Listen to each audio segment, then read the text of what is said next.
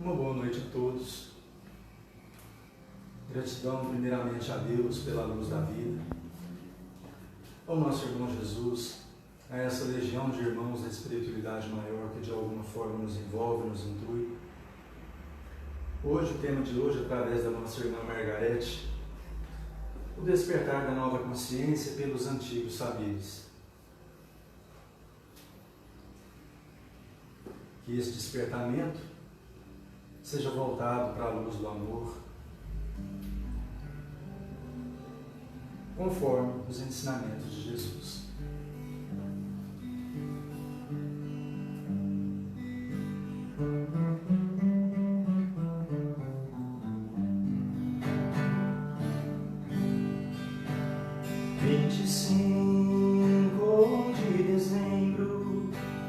Jesus Cristo nasceu para levar paz e esperança a todos nós, filhos de Deus.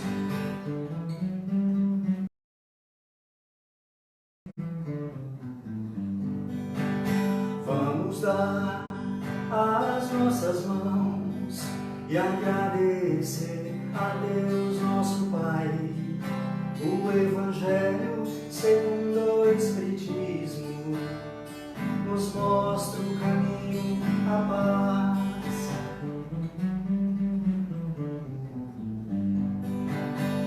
Prometa a vós mesmo, eu vou melhorar. Não quero ter ódio, me ensina, Pai, a perdoar.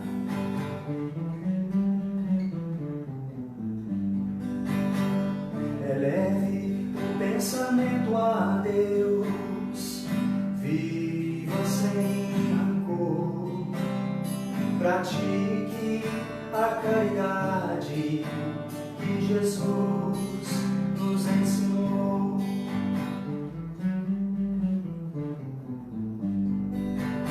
Todo aquele que põe em prática os ensinamentos de Jesus, o fardo se torna leve e a vida mais alegre.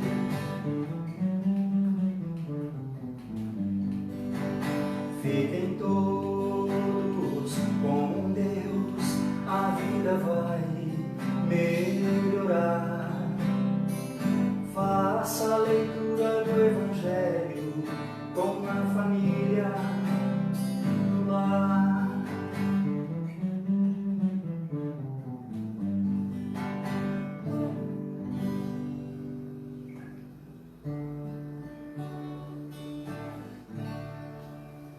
Essa melodia fala sobre a ação dos fluidos na saúde física e mental.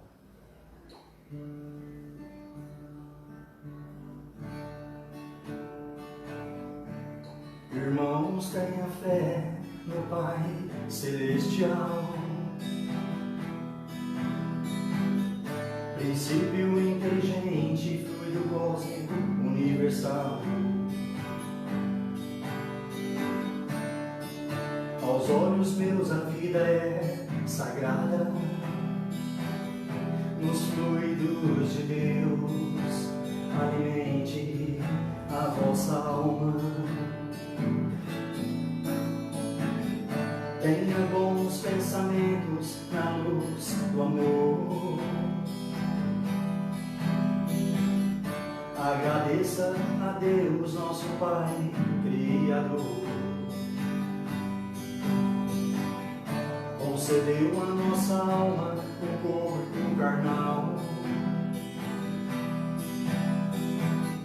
Cuide da saúde física e mental. Em nome do Pai, do Filho e do Espírito, gratidão a Deus, a luz vida. Irmãos, tenha fé no Pai Celestial, princípio inteligente, fluido cósmico universal. Aos olhos meus a vida é sagrada, nos fluidos de Deus alimente a vossa alma. Tenha bons pensamentos na luz do amor. Agradeça a Deus, nosso Pai Criador. Concedeu a nossa alma um corpo carnal. Cuide da saúde física e mental. Em nome do Pai, do Filho e do Espírito, agradecemos a Deus, a luz da vida. Alimente a vossa alma na luz do amor. Agradeça a Deus, nosso Pai Criador.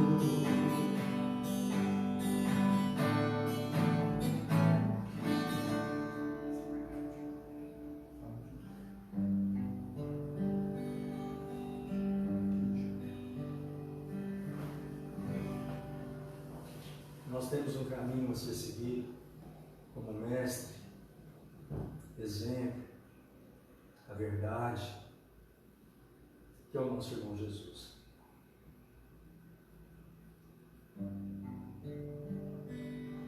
O verdadeiro amor. Na busca pela verdade, encontrei o verdadeiro amor. Na luz do Evangelho, Jesus nosso Senhor, ensinando a todos nós a seguir o bom caminho. Amai-vos uns aos outros, auxiliando e servindo na luz da caridade, do amor e do perdão, da paz e da harmonia, na fé em Deus, meus irmãos, que cada um de nós seja um servidor fiel na luz do amor, assim na terra como nos céus.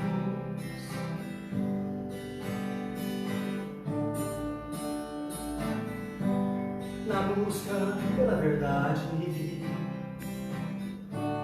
encontrei o verdadeiro amor. Na luz do Evangelho, Jesus nosso Senhor, ensinando a todos nós a seguir o bom caminho. Amai-vos uns aos outros, auxiliando e servindo na luz da caridade, do amor e do perdão, da paz e da harmonia, na fé em Deus, meus irmãos, que cada um de nós seja um servidor fiel na luz do amor, assim na terra como nos céus. Jesus é o caminho, da verdade, fé em Deus, amor e caridade.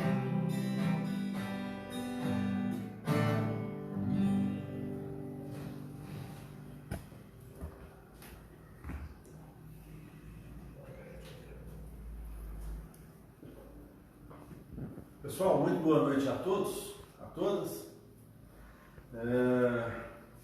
A palestra de hoje, Despertar da Nova Era dos Antigos Saberes, com Margarete Oliveira. Nossa palestrante de hoje vem do Rio de Janeiro nos agradecer por essa palestra. Bem-vindo, Margarete.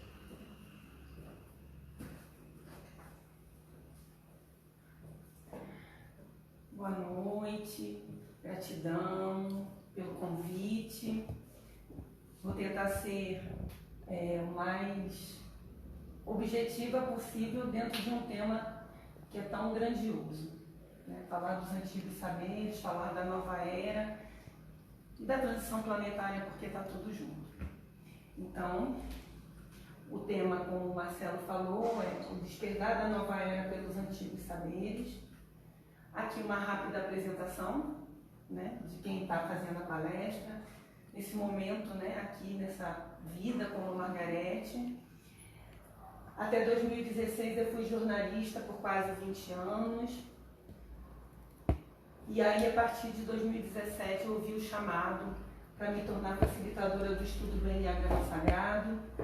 Logo em seguida comecei a fazer uma formação em psicoterapeuta holística, muito voltado para o resgate da criança interna, em necessidade dos meus alunos que estudavam o Enneagrama comigo, identificavam a sua personalidade, mas queriam saber como fazer para pegar essa personalidade e apenas deixar os dons.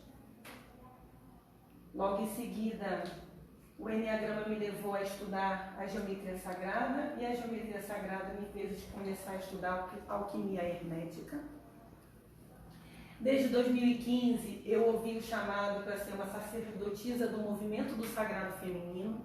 Eu honro a deusa que habita em mim, e a todas as mulheres que estão me vendo agora, a deusa que habita em mim saúda a deusa que habita em todas vocês. Namastê. E hoje, atualmente, nesse mês, eu me tornei também uma aprendiz da técnica da apometria aqui, por esta casa, a qual eu sou muito grata por essa oportunidade. Então vamos começar a palestra. Todas as religiões do mundo estão falando da mesma realidade. Elas usam palavras diferentes, conceitos e ideias diferentes, mas há, na verdade, só uma realidade e só um espírito se movendo através de toda a vida. Podem haver técnicas diferentes para se chegar lá, mas só existe o que é real, e quando você estiver lá, você saberá. Chame como você quiser chamar. Você pode chamar de várias formas. É tudo a mesma coisa. Eu escolhi essa frase do Trunvalo Melquisedeque, que trouxe para a gente os novos conceitos, que são antigos conceitos da geometria sagrada, através do antigo saber da flor da vida. Foi por ele que eu comecei a estudar a geometria, porque eu senti no meu coração que eu precisava um pouco mais. Eu precisava voltar lá atrás para saber tudo aquilo que eu queria passar para as pessoas, das minhas descobertas como ser. E aqui eu começo a falar dos antigos saberes, começando pela ciência, porque a partir do iluminismo nós tivemos uma quebra, uma ruptura, onde se separou a fé da ciência. E com isso houve um grande vazio para a humanidade.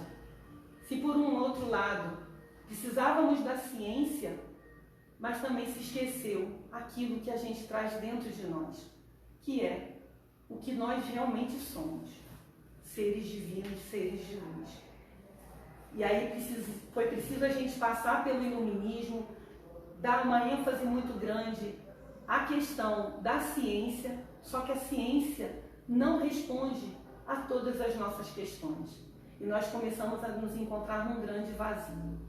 E com a era de Aquário chegando, a transição planetária aí, as pessoas começaram a buscar de volta os antigos saberes. Então, olha só que paradigma.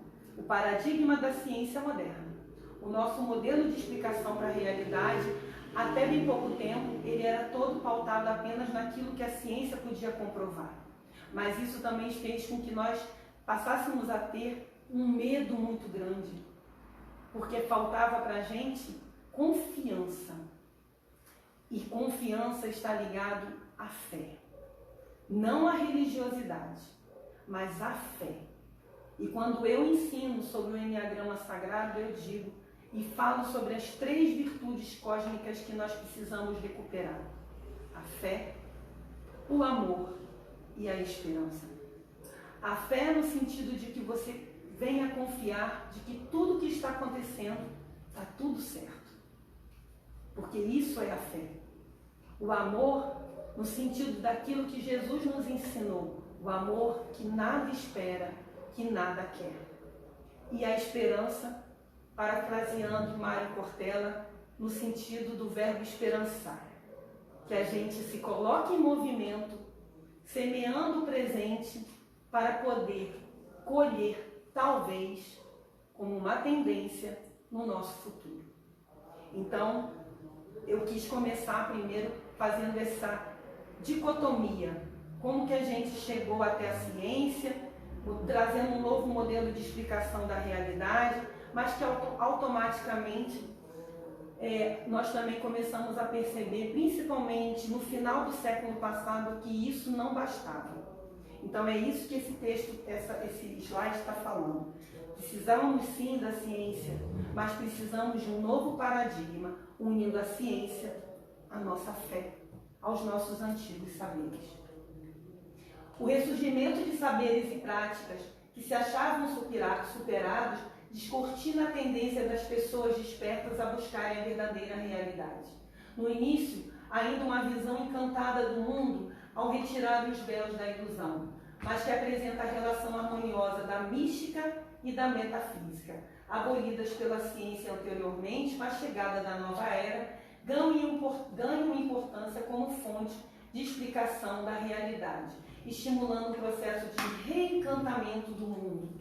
Esses novos, velhos conhecimentos desafiam os pressupostos científicos do controle da realidade e da objetividade da observação, pois, sem dúvida, cada vez mais percebemos que a natureza tem existência independente e o caminho é o retorno aos antigos saberes.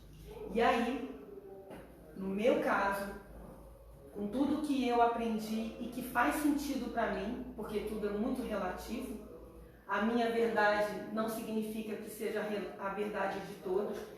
Para mim, falar de antigos saberes, a gente começa com a geometria sagrada. E aí eu coloquei a imagem da flor da vida, que nada mais é, nada menos que a expansão da consciência, sair do velho padrão de vidas passadas, cheios de traumas e sofrimento, e se dirigir para um brilhante futuro, abrindo a consciência no presente. E isso, quando eu comecei a aprender sobre a geometria sagrada, me fez muito sentido. E é por isso que eu começo esse retorno dos antigos saberes, dando só um pouquinho da grande informação que é a geometria sagrada.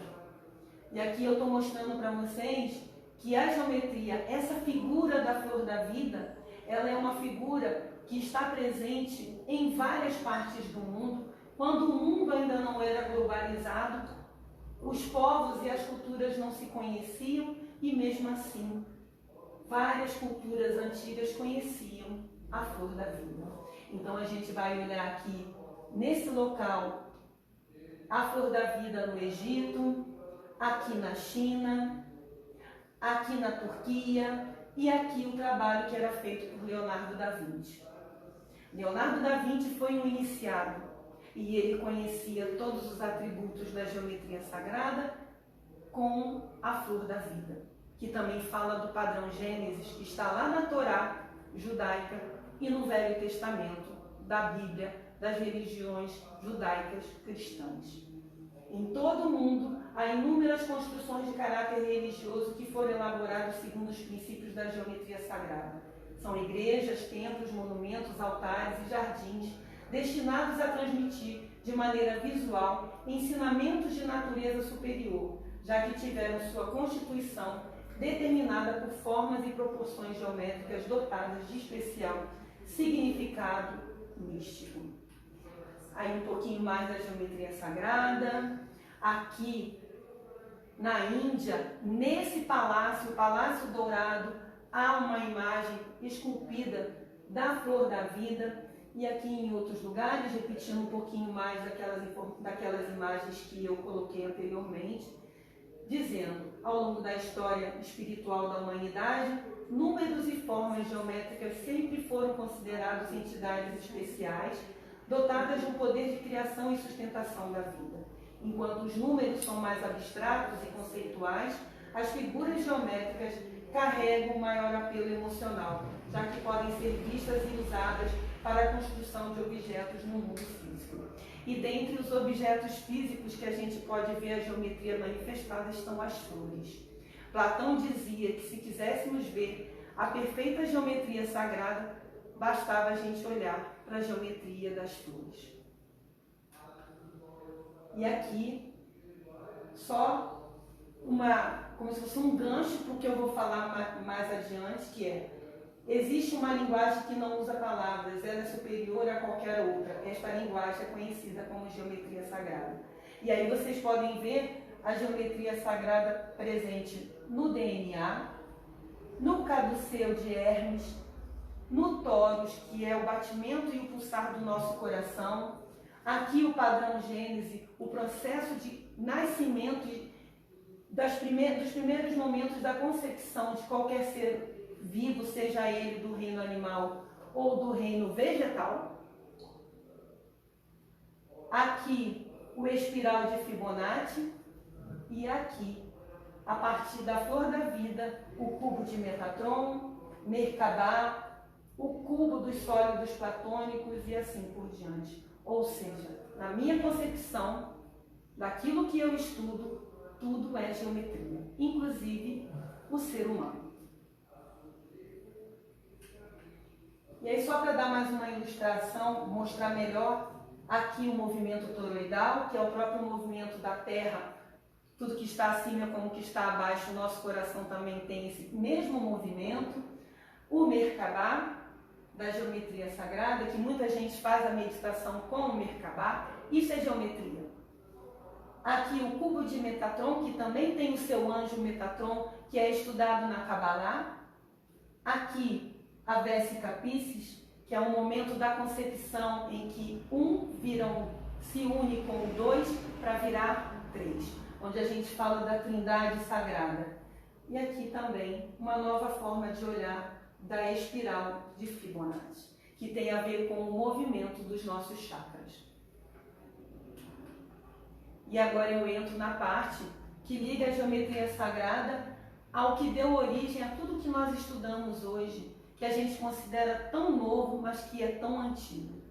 Tote, Hermes ou Mercúrio? Vamos falar de Hermes Trismegistus, ou como ele era conhecido no Egito como Tote. Se a gente pensar em Hermes Trismegistus, nós vamos falar de alquimia, astrologia, medicina, numerologia, tarô, Kabbalah. E tudo está inserido na flor da vida da geometria sagrada. Tote também é conhecido pelos antigos egípcios como Teuti, pelos gregos como Hermes e como Mercúrio em Roma. É o princípio divino da sabedoria e da escrita. Teuti era uma divindade importante em Kemet, ou a antiga terra de Quem. O termo Trismegistus significa 3 vezes grande, ou mestre dos mestres. E só para dar uma noção para vocês, não é por acaso. Esse termo Trismegistus está nas tábuas de esmeralda, comprovando que há uma ligação dele com algo muito maior. Tote foi associado aos aspectos intelectuais cósmicos presentes na criação do universo, assim como as faculdades humanas relacionadas ao pensamento e à inteligência. Sendo assim, ele está ligado à escrita, sendo chamado Senhor das Palavras Divinas, às ciências como medicina, astrologia e matemática.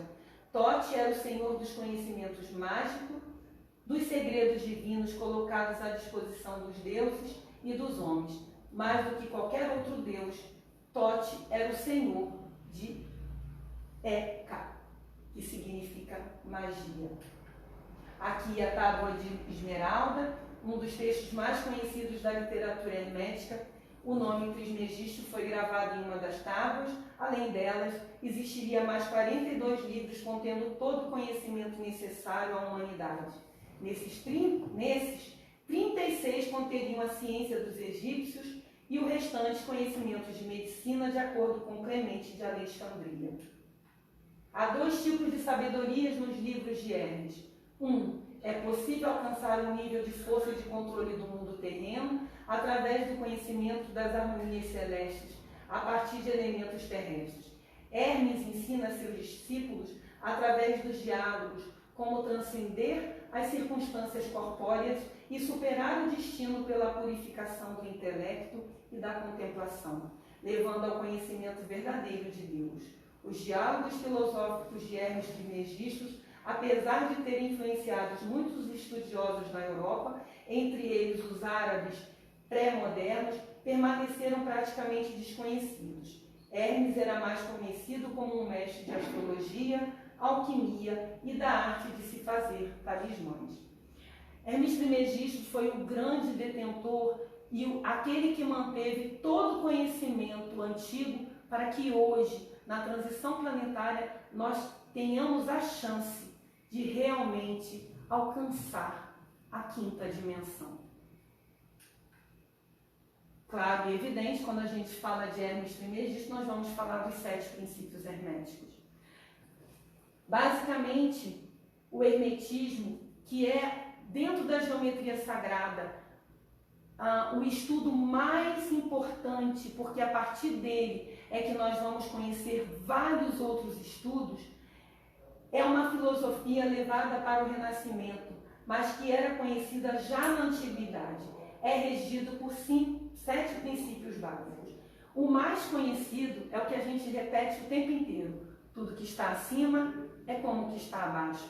Tudo que é micro também é macro. Tudo que está dentro é como está fora. E a gente pode ver, quando você começa a estudar o hermetismo, você consegue ver a aplicação dos 7 princípios no seu dia a dia. O princípio mais famoso é o da correspondência, mas existe o princípio do mentalismo, como eu falei, da correspondência, da vibração, da polaridade, do ritmo, da causa e efeito e do gênero. O que a gente mais conhece, através até mesmo da doutrina espírita, é a da causa e efeito. Mas um está ligado ao outro.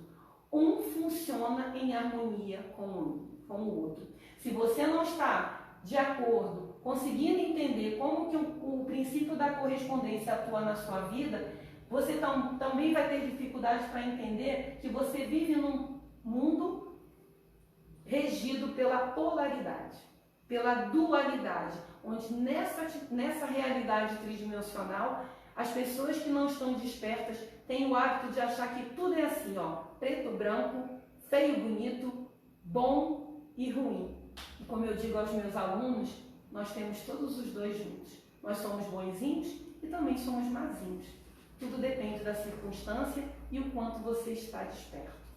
E os princípios, eles podem ser aplicados conforme você vai estudando, você vai percebendo. Cada dia mais, ele na sua realidade e na sua vida, se você deseja despertar. Esse conhecimento ele ficou esquecido porque na época do Império Romano muitos manuscritos de Hermes Trismegisto foram encontrados, mas o Império Romano, os imperadores da época tiveram medo, então muitos foram destruídos. A nossa sorte foi aquilo que foi mantido escondido e após, na chegada do século XIX e do século XX, começaram a ser descobertos. Entre eles, os manuscritos do Mar Morto e os apócrifos que foram encontrados em Nag Hammadi. Aí aqui só para vocês, mostrando para vocês do que surgiu o hermetismo, como o hermetismo está ligado a tantas coisas que às vezes a gente esquece de ligar os pontinhos. A astrologia alquímica fala e vai tratar também do hermetismo. A alquimia como um todo, ela é uma alquimia chamada hermética. A numerologia cabalística também tem influência do hermetismo. Aqui, a Kabbalah como um todo, dentro da flor da vida, para que nós possamos entender que a Kabbalah não surgiu do nada, ela vem da geometria sagrada. E, claro, apresentando para quem não conhece o Enneagrama Sagrado. E agora eu vou falar um pouquinho do Enneagrama Sagrado, que foi ele o divisor da minha vida, para que eu gradativamente sentisse que o meu caminho não era mais ser jornalista, e sim uma trabalhadora da luz, que pudesse trazer o conhecimento. Esta é a figura geométrica do Enneagrama, onde você tem nela 3 leis universais. A lei do 1, a lei do 3 e a lei das oitavas. Numa única figura, um símbolo geométrico poderosíssimo, utilizado e trazido para o Ocidente por Georg Ivanovich Gurdjieff, um místico sufi, que também passou pelas escolas iniciáticas e no final da Primeira Guerra chega ao Ocidente trazendo a sua escola do quarto caminho com essa figura, que pelo menos para mim sempre me despertou encantamento e muita curiosidade. Sua figura geométrica por si só a liga às leis universais e a faz ser um arquétipo milenar, contendo a chave para a compreensão e o processamento de curas e aprendizados a partir das inteligências que estão além da nossa mente racional. Como dizia Gurdjieff, eu só existo quando eu sou. E aí, aqui só corroborando, o Enneagrama de Gurdjieff. Para Gurdjieff, o símbolo do Enneagrama traz caminhos para o despertar do ser. Na minha visão, no meu olhar, Gurdjieff foi aquele que, junto com Eliphas Levi, abriu caminho para que Helena Blavatsky pudesse trazer o ocultismo contemporâneo através da doutrina secreta e da obra Isis Sem Véu, que deu origem à teosofia. O círculo simboliza a salvação, o hexágono, estrela de 6 pontas, o mundo carente de salvação, e o triângulo, a redenção divina, fé, amor e esperança. Para a salvação do ser humano, é necessário que a interferência de uma força divina, representada na lei do 3, capaz de produzir um choque no ser humano, acontece para tirá-lo do automatismo cego na qual a humanidade vive.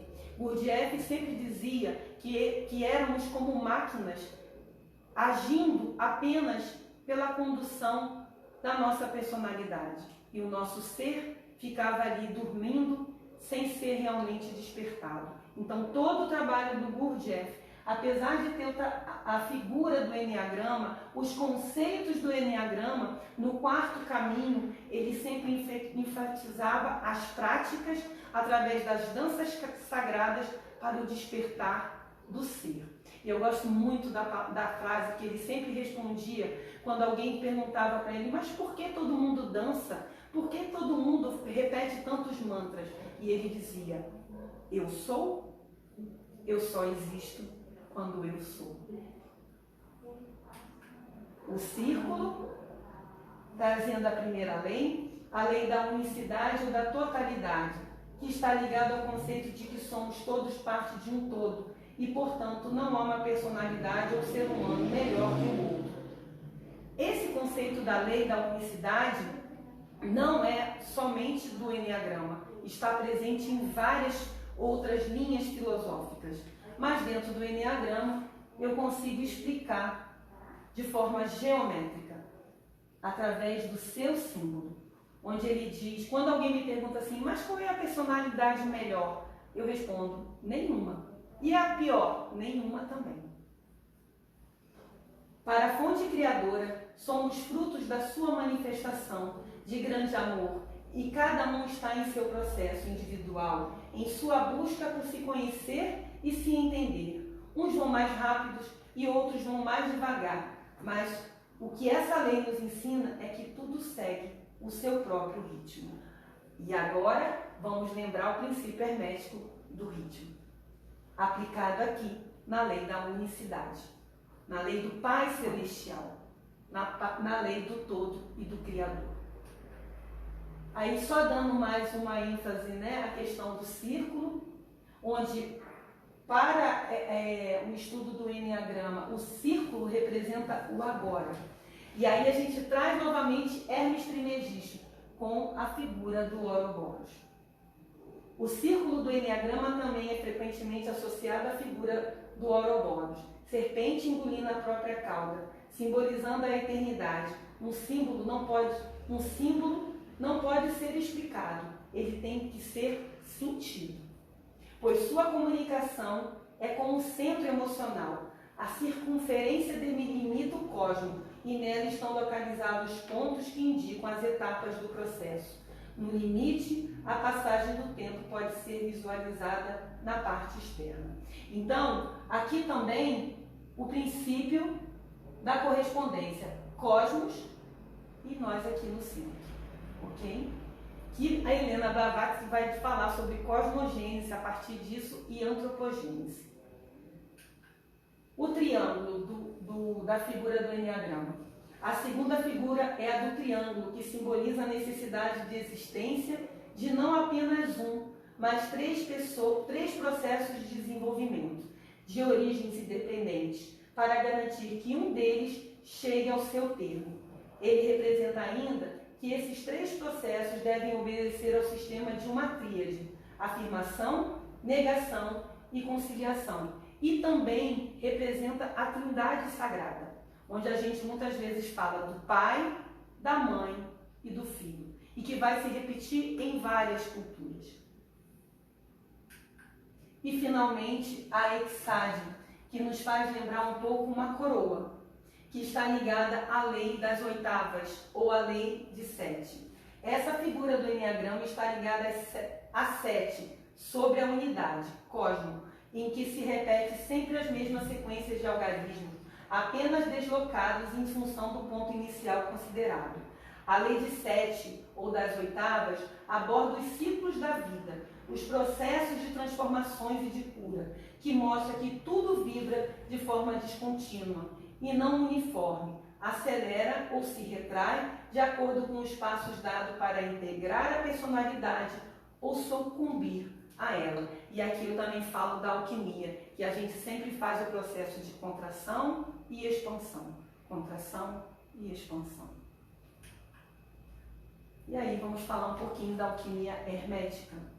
A alquimia é a arte de terminar algo que a natureza não realiza sem a ajuda do homem. Aprendemos na arte da alquimia hermética que a fórmula original da vida é como um germe unigênito em toda criatura e em todo objeto, que no curso do processo da eterna evolução se realiza de degrau em degrau. Deus dorme na pedra, respira na planta, sonha no animal e desperta no homem. Essa frase que eu falei lá atrás vai corroborar essa outra aqui, frase núcleo da alquimia, que foi anunciada por Hermes Trismegisto. Tudo que está acima é como o que está abaixo. Essa verdade se encontra nos três pilares da cultura da humanidade: a religião, a ciência e a arte. E Jesus nos lembra diariamente, no Pai Nosso, o princípio da correspondência quando pronunciamos assim na terra como no céu. Paracelso, um grande alquimista, nos lembra: Como o cosmo, também o homem, ou seja, como o macrocosmo, assim o microcosmo. E Carl Gustav Jung, o pai da psicologia analítica, afirma: como a imaginação, assim a obra. O neognóstico físico também conclui: como o elétron, assim o universo. E aí, quando a gente fala da alquimia hermética, nós vamos falar dos 7 chakras.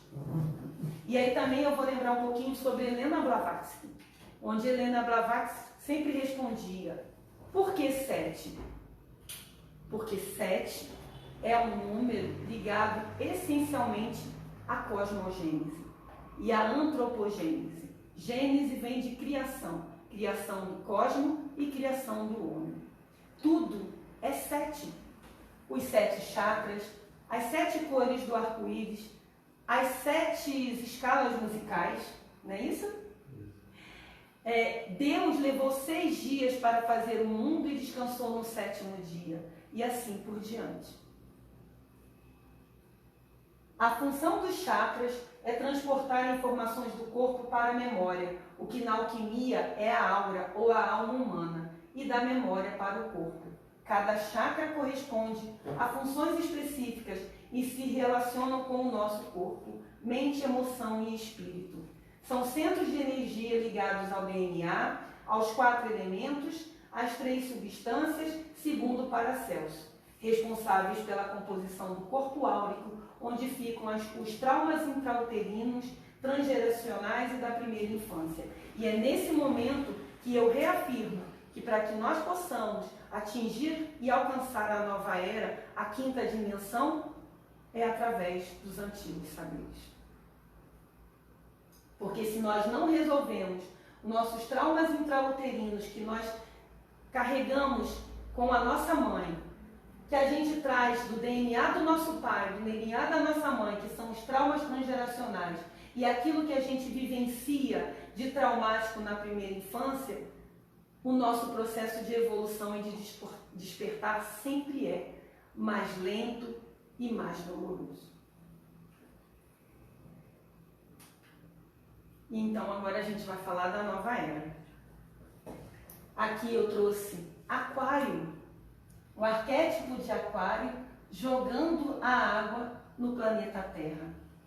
E apesar de ser a era de Aquário, que traz a água como aquele que é o elemento que é o condutor para a nossa transmutação, também há uma nova ligação nessa nova era. Todo planeta que abriga a vida como a Terra vive ciclos planejados para a sua própria evolução e para a evolução de seus habitantes. Então, a transição planetária é justamente esse processo de evolução cósmico, caracterizado pela saída de uma era e a entrada em outra. Estudiosos dizem que há muito tempo estamos sendo preparados para esse momento, recebendo a ajuda de mestres espirituais encarnados ou não, para nos aprofundarmos em nós mesmos e podermos evoluir junto com o planeta para o novo. E qual é o novo? A 5ª dimensão. O surgimento da 6ª raça, como dizia Madame Blavatsky. Nós somos a 5ª, ainda muito dualísticos, ainda muito ligados à matéria, achando que nós somos esse corpo. E isso aqui é apenas momentâneo e temporário. Observamos que cada vez mais as pessoas estão buscando as antigas práticas para de fato entenderem o motivo pelo qual estão aqui. Estão praticando yoga, meditação, buscando curas holísticas, uma nova relação com a alimentação e, claro, a evolução da consciência. Isso vem ocorrendo justamente devido a essa mudança que já se caracteriza por um grande despertar coletivo. Uma mudança na forma de ver e fazer as coisas devido à sutilização da energia que compõe a matéria do nosso planeta. Bom, e aí quando a gente fala de antigos saberes, eu comecei lá pela geometria sagrada, eu trouxe o hermetismo, tudo aquilo que foi gerado graças ao hermetismo, aos ensinamentos do deus Tote, que era um Atlante, pois o conhecimento não é de agora, é da nossa própria existência, vem de Atlântida, para chegar àquilo que eu ouço várias pessoas falando, que nós só conseguiremos passar pela transição, nós, espécie humana, porque todas as outras espécies estão garantidas, somente nós estamos correndo risco. E eu ouço vários e vários mentores, várias e várias pessoas falando que o único caminho é pelo amor. Só que esse amor também é pelo resgate do sagrado feminino, que está intimamente ligado à transição planetária. Vamos combinar? Tem muitos séculos, né, em que só a energia do masculino está imperando, não deu certo. A gente não conseguiu dar certo. Então está na hora da gente pensar em curar o nosso sagrado feminino, seja homem, seja mulher, seja qual corpo que você está agora nesse momento, seja qual for a sua orientação. Você carrega o sagrado feminino e o sagrado masculino. Só que o sagrado feminino, que há tanto tempo vem sendo massacrado, precisa ser resgatado. E o que é o sagrado feminino? O sagrado feminino não é uma religião, e sim um movimento ou uma filosofia de vida em que há o resgate dos caminhos ancestrais e a reconexão com a linhagem materna que todas as mulheres e também os homens trazem ao ganharem um corpo físico tridimensional. E não por acaso eu coloquei aqui a espiral de Fibonacci junto com uma mulher para mostrar que também está ligada à geometria sagrada. A era da energia feminina, a era de Aquário. No dia 21 de dezembro de 2012, muita gente achou que o mundo ia acabar. Mas, na verdade, o que acabou foi um ciclo. O planeta Terra recebeu uma grande energia vindo do universo. 7 minutos depois da primeira hora desse dia, começou definitivamente a era da energia feminina, a era de Aquário. Com este impulso cósmico, começou uma nova disposição mental e vibratória, predispondo a humanidade a um novo pensar e agir, para que possa readquirir sentimentos outroras possuídos, quando foram distorcidos por falsos valores e por conceitos impostos, que desde então estavam inseridos no proceder dos seres humanos, e muitos deles associados à sua sexualidade. Então, gente, pessoas, quando eu trouxe esse tema bem complexo, eu tentei resumir o máximo que eu pude daquilo tudo que eu acredito e daquilo tudo que faz ressoar no meu ser, que é através dos antigos saberes, principalmente do resgate do sagrado feminino que habita em todos os humanos, em toda a humanidade, fará com que nós possamos despertar as nossas memórias, nos reconectar com quem fomos em outras vidas, com as nossas ancestrais, com as nossas abuelas, para que elas nos mostrem o caminho que possamos seguir para que ocorra realmente o despertar do nosso ser divino e que nós possamos, num movimento coletivo, o despertar do amor. Mas é através do princípio feminino curado em todos nós. Os antigos saberes estão voltando com toda a força para nos ajudar a passar pela transição e alcançarmos uma nova era. Podermos estar aqui como seres mais evoluídos, vivenciando a quinta dimensão. Basta que nós consigamos entender os sinais e começamos a difundir tudo aquilo que vem para nós e nos ressoa, para que o ser humano verdadeiramente possa ser. Então eu termino agora a minha palestra, espero que tenha sido de alguma forma instrutiva e que vocês possam, de fato, fazer aí a ligação de todos os pontinhos de tudo aquilo que eu apresentei. Gratidão por terem assistido, gratidão pela oportunidade. Namastê.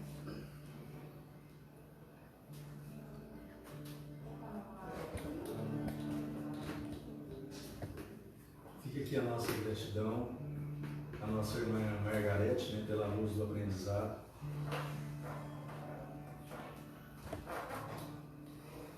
Nós sabemos que o Espiritismo é a ciência do amor.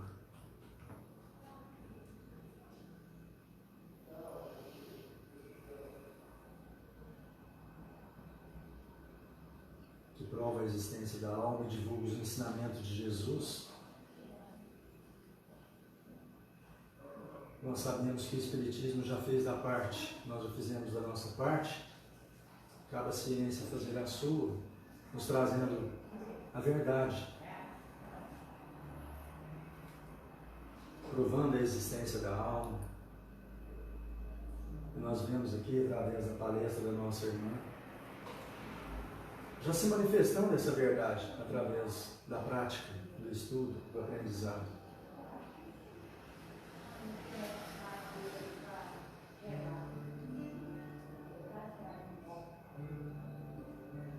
Fica aqui a nossa gratidão também às mulheres.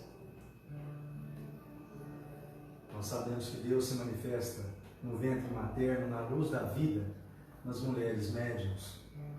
Nós falamos mulheres médiuns porque o médium, né, é o mensageiro que leva o amor, pratica a caridade, aliviando a dor. E a mulher simboliza tudo isso. Essa melodia é voltada ao Pai. Eu te amo, nosso Pai está nos céus.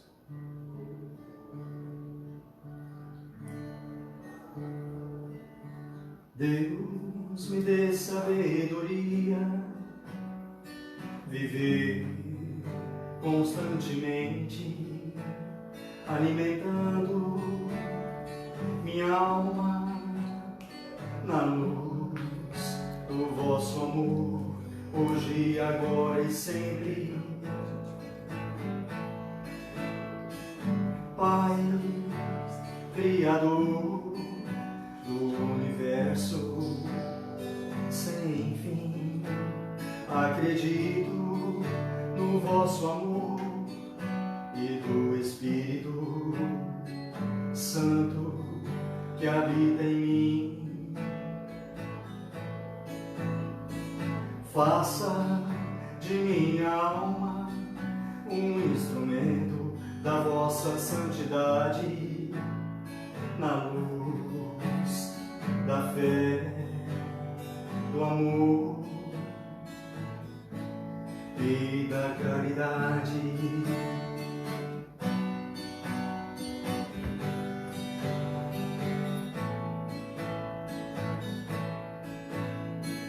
Deus me dê sabedoria, viver constantemente, alimentando minha alma na luz do vosso amor, hoje, agora e sempre. Pai, Criador do universo sem fim, acredito no vosso amor e do Espírito Santo que habita em mim. Faça de minha alma um instrumento da vossa santidade, na luz da fé, do amor e da caridade.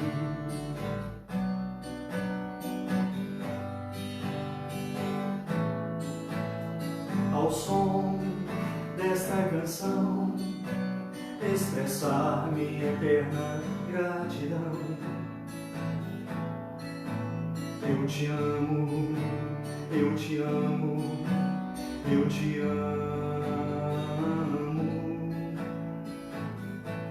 Pai, eu te amo.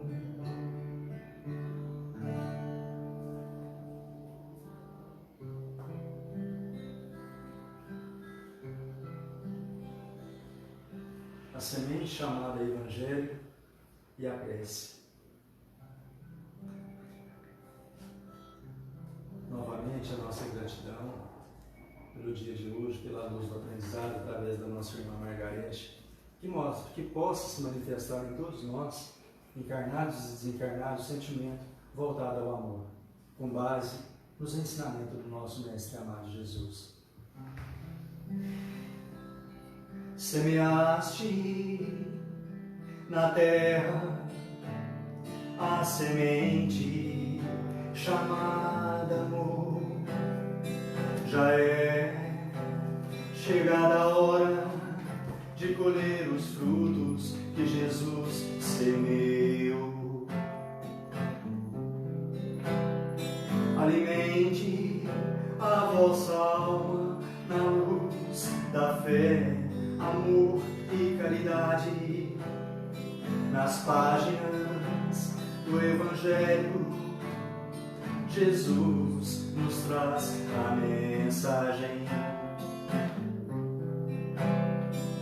Faça da vossa parte, que da minha lhe ajudarei. Amai-vos uns aos outros, como eu vos amei. Convido a todos vós a fazer uma prece, agradecendo a Jesus a semente chamada Evangelho.